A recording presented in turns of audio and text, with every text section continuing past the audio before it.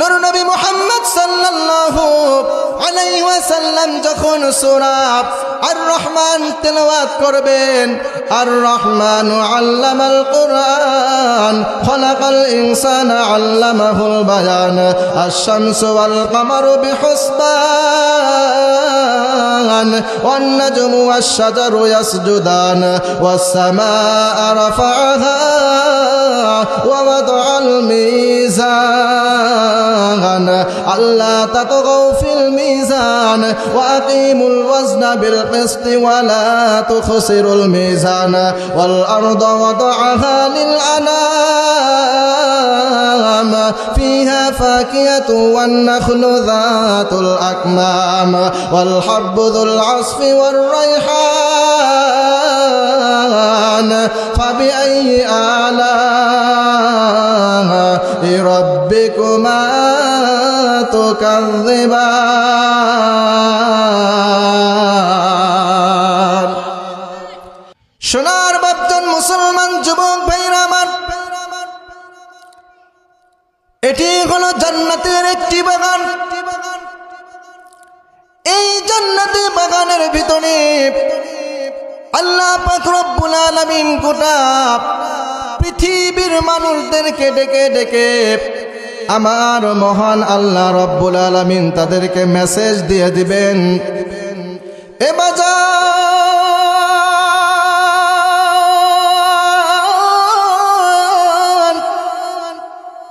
এটি হচ্ছে রজব মাস।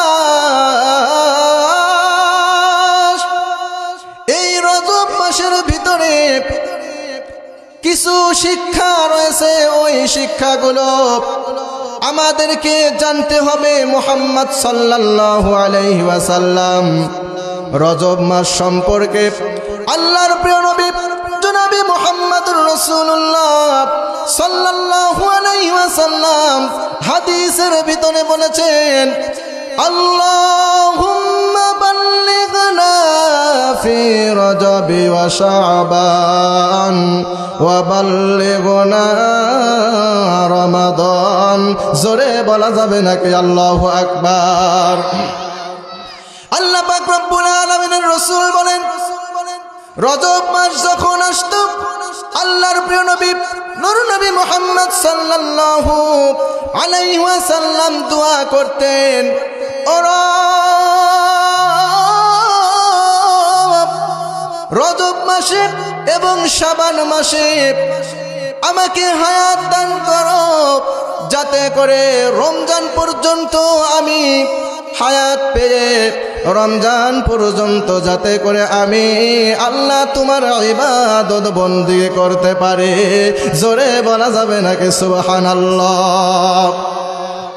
আল্লাহ রাব্বুল আলামিনের কাছে 12টা মাস এই পৃথিবীর ময়দানে, 12টা মাস আমার মহান আল্লাহ রাব্বুল আলামিন এই পৃথিবী সৃষ্টির শুরু লগ্ন থেকে তৈরি করেছেন। এই 12টা মাসের ভিতরে 4টা মাস আমার আল্লাহ,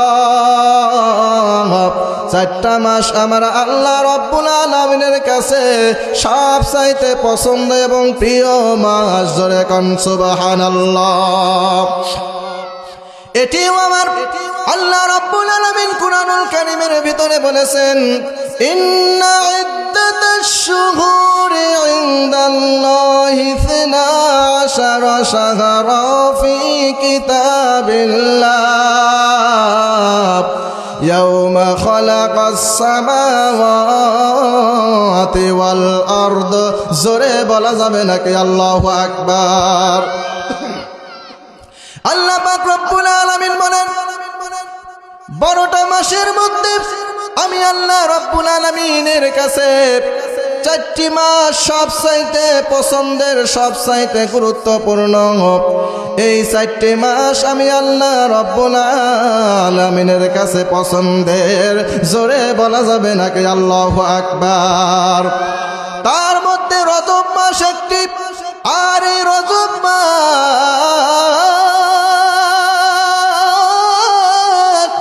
যখন বিদায় নিয়ে আল্লাহ রাব্বুল আলামিনের কাছে উর্দু আকাশে চলে যায়,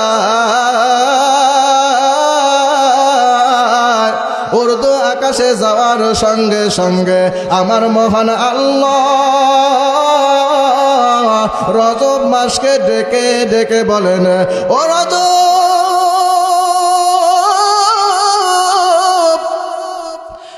আমার বান্দা বান্দিগুলো তোমাকে পেয়ে কি সম্বন্ধ জানিয়েছে নাকি, সম্মান জানিয়েছে নাকি? রজব মাস কোনো কথা বলে না। রজব মাসকে আমার মহান আল্লাহ আবার ডেকে ডেকে বলেন, ও রজব মাস, আমার মহান আমার প্রিয় বান্দা বান্দিগুলো তোমাকে পেয়ে কি তোমাকে সম্মান জানিয়েছে নাকি? রজব মাস তারপরেও কোনো কথা বলে না। এইবার রজব মাসকে আমার আল্লাহ রব্বুল আলামিন রজব মাসকে ডেকে ডেকে বলেন, ও রজব মাস,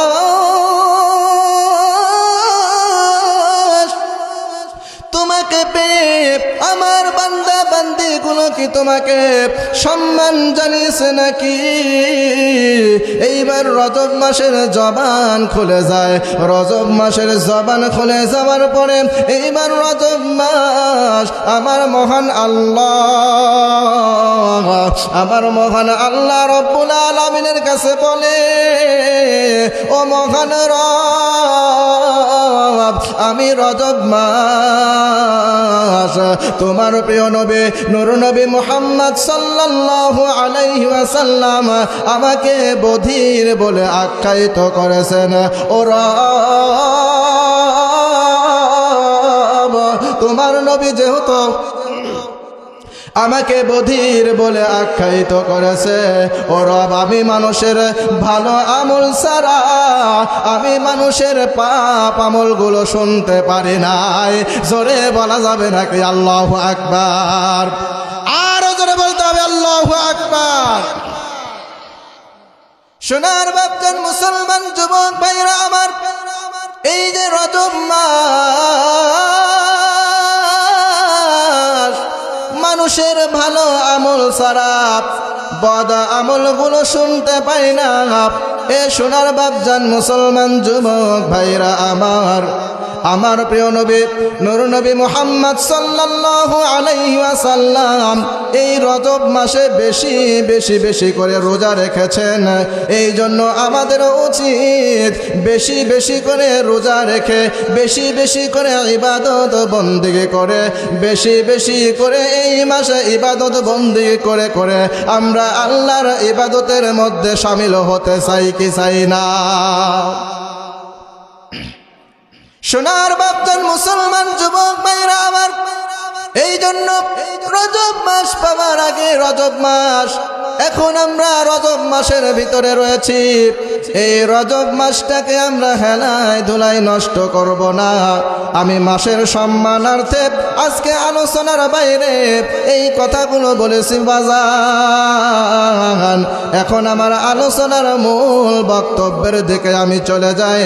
আমার মহান আল্লাহ রব্বুল আলামিন সূরা আশ-শুরার 7 নম্বর আয়াতে কারিমার ভিতরে গোটা পৃথিবীর মানব জাতিকে আল্লাহ রব্বুল আলামিন মেসেজ দিয়ে দিলেন। আমার মহান আল্লাহ কুরআনুল কারীমের মধ্যে সুন্দর করে গোটা পৃথিবীর মানব জাতিকে বলে দিলেন, ফারিকুন ফিল জান্নাতি ওয়া ফারিকুন ফিস সাইর। মানুষের জন্য পথ হচ্ছে দুইটা, একটা আমি আল্লাহর জান্নাত,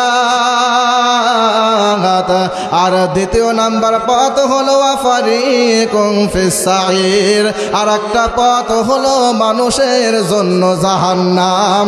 জোরে বলা যাবে নাকি কথা ঠিক কিনা? এখন বলেন তো দেখি, আমরা আল্লাহর জান্নাতে যেতে চাই নাকি জাহান্নামে যেতে চাই? সবাই বলেন জান্নাতে না জাহান্নামে? দেখি জান্নাতে কারা কারা যেতে চান হাত তুলে আল্লাহকে দেখান। লিল্লাহে তাকবীর, লিল্লাহে তাকবীর। আল কোরআনের আলো, আল হাদিসের আলো, কোরআন আছে যেখানে, কোরআন নাই যেখানে, লিল্লাহে তাকবীর। কষ্ট পাইলেন নাকি? তাহলে আসুন জান্নাতে যেতে চাই আমরা সকলেই, তাহলে জান্নাতের আলোচনাগুলোই করার দরকার। কথা বলেন ঠিক কিনা? আরো জোরে বলতে হবে ঠিক কিনা? সোনার বাপজান মুসলমান যুবক ভাইরা আমার, আল্লাহ রাব্বুল আলামিন জান্নাতের ভিতরে সুন্দর একটি প্যান্ডেল তৈরি করবেন। সেখানে তিনজন বক্তা ওয়াজ করবেন। জোরে বলেন কয়জন? আরো জোরে বলতে হবে কয়জন? সেখানে তিনজন বক্তা আলোচনা করবেন। ওই তিনজন বক্তা কে কে হবেন শোনার দরকার আছে না নাই? আমার মহান আল্লাহ রাব্বুল আলামিন জান্নাতের ভিতরে একটি প্যান্ডেল তৈরি করবেন এবং একটি মঞ্চ তৈরি করবেন। সেখানে তিনজন বক্তা আলোচনা করবে। এ সোনার বাপজান মুসলমান যুবক ভাইরা আমার, ওখানে আমার মহান আল্লাহ রাব্বুল আলামিন বলেন প্রধান বক্তা হিসাবে একজন থাকবেন, দ্বিতীয় বক্তা হিসাবে একজন থাকবেন, আর 3 নাম্বার বক্তা হিসাবে একজন থাকবেন।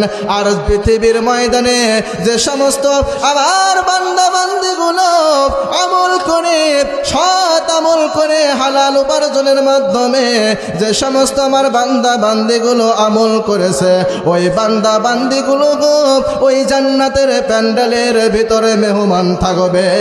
জোরে বলা যাবে নাকি আল্লাহু আকবার? প্রথম নাম্বার বক্তা যিনি জান্নাতের ভিতরে, জান্নাতি বাগানের ভিতরে, জান্নাতি প্যান্ডেলের ভিতরে আলোচনা করবেন, ওই বক্তার নাম হলো হযরতে দাউদ আলাইহিস সালাম। জোরে বলা যাবে নাকি আল্লাহু আকবার?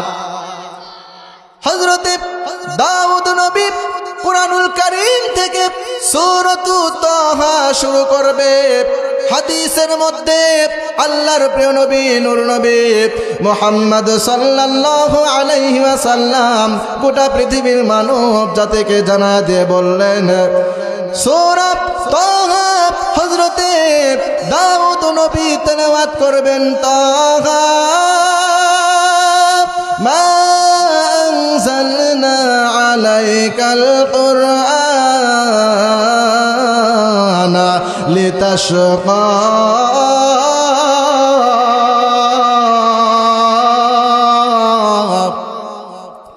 হযরতে দাউদ নবী সূরাতু তাহা সূরা শুরু করবে। হাদিসের মধ্যে আল্লাহর নবী বলেন তাহা সূরা পড়তে পড়তে কুরআনুল কারীমের একেবারে 30 পারার হাফেজ হয়ে যাবে। জোরে বলা যাবে নাকি সুবহানাল্লাহ? সোনার বাপজান মুসলমান যুবক ভাইরা আমার, জান্নাতের প্যান্ডেল এখানে তৈরি করা হয়েছে। বাজার ঘাটে, রাস্তাঘাটে, দোকানপাটে যারা এদিক সেদিক ঘোরাফেরা করছেন, এদিক সেদিক ঘোরাফেরা না করে জান্নাতের প্যান্ডেলের ভিতরে দ্রুত চলে আসেন। কারণ আমরা আল্লাহর জান্নাতে যেতে চাই। আল্লাহর জান্নাত ছাড়া আমাদের দ্বিতীয় আর কোনো রাস্তা নাই। জোরে কোন কথা ঠিক কিনা? এ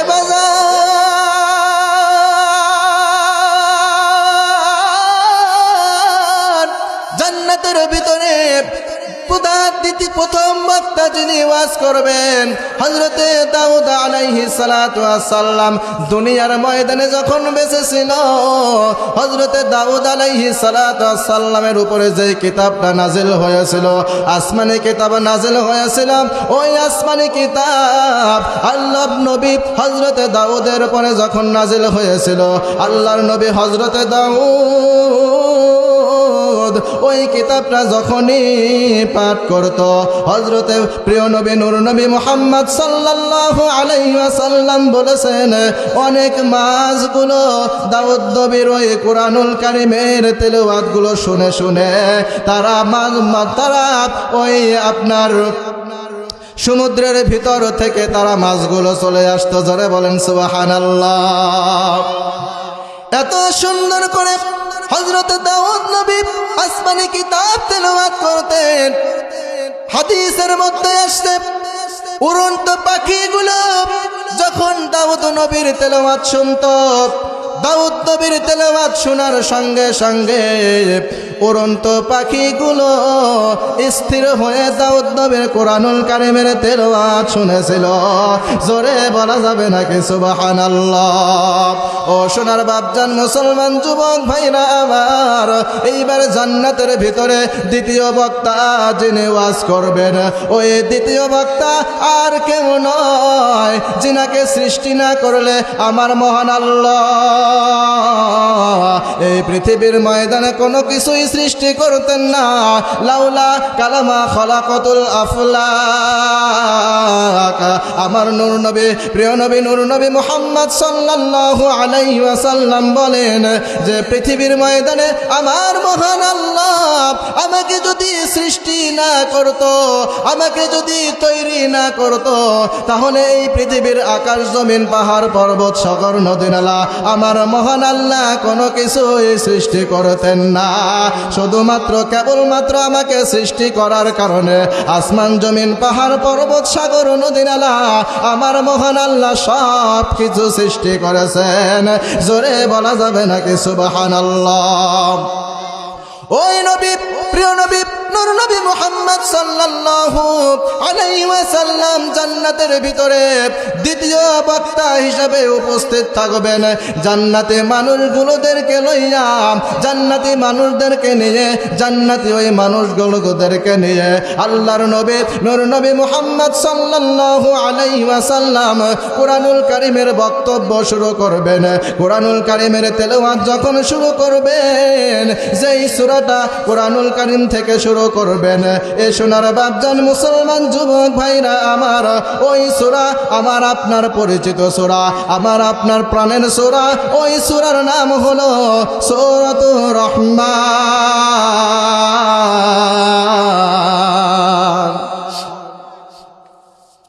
আল্লাহর প্রিয় নবী নূর নবী মুহাম্মদ সাল্লাল্লাহু আলাইহি ওয়াসাল্লাম যখন সূরা আর রহমান তেলাওয়াত করবেন, আর রহমান আল্লামাল কুরআন খলাকাল ইনসানা আল্লামাহুল বায়ান আশ-শামসু ওয়াল কামারু বিহুসবান ওয়ান নাজমু ওয়াশ-শাজারু ইয়াসজুদান ওয়াস-সামাআ রাফা'াহা ওয়া ওয়াদা'আল মিজান আল্লা তাতগাউ ফিল মিজান ওয়া আকিমুল ওয়াজনা বিল কিসতি ওয়া লা তুখসিরুল মিজান ওয়াল আরদা ওয়াদা'াহা লিল আনাম ফিহা ফাকিহাতু ওয়ান নাখলু যাতুল আকমাম ওয়াল হাব্বু যুল আসফি ওয়ার রায়হান ফাবিআইয়ি আলা'i রাব্বিকুমা তুকাযযিবান। আল্লাহর নবী, প্রিয় নবী নূর নবী মুহাম্মদ সাল্লাল্লাহু আলাইহি ওয়াসাল্লাম কোরআনুল কারীমের সূরা আর রহমান তেলাওয়াত করবেন। এ সোনার বাপজান মুসলমান যুবক ভাইরা আমার, এইবার দ্বিতীয় বক্তা হিসাবে আল্লাহর নবী সাল্লাল্লাহু আলাইহি ওয়াসাল্লাম কোরআনুল কারীম নিয়ে মানুষদেরকে জান্নাতি প্যান্ডেলের ভিতরে ওয়াজ করবেন। এইবার প্রধান বক্তা হিসাবে যিনি আলোচনা করবেন, এ সোনার বাপজান মুসলমান যুবক ভাইরা আমার, জান্নাতি বক্তা, এই যে জান্নাতি প্রধান বক্তা, ইনি আর কেউ নয়, স্বয়ং আমার মহান আল্লাহ, আমার মহান আল্লাহ রব্বুল আলামিন কুরআনুল কারীমে ওই জান্নাতি প্যান্ডেলের ভিতরে প্রধান বক্তা হিসেবে যেই সূরাটা আল্লাহ রব্বুল আলামিন তেলাওয়াত করবেন, ওই সূরার নাম হচ্ছে সূরাতু ইয়াসিন।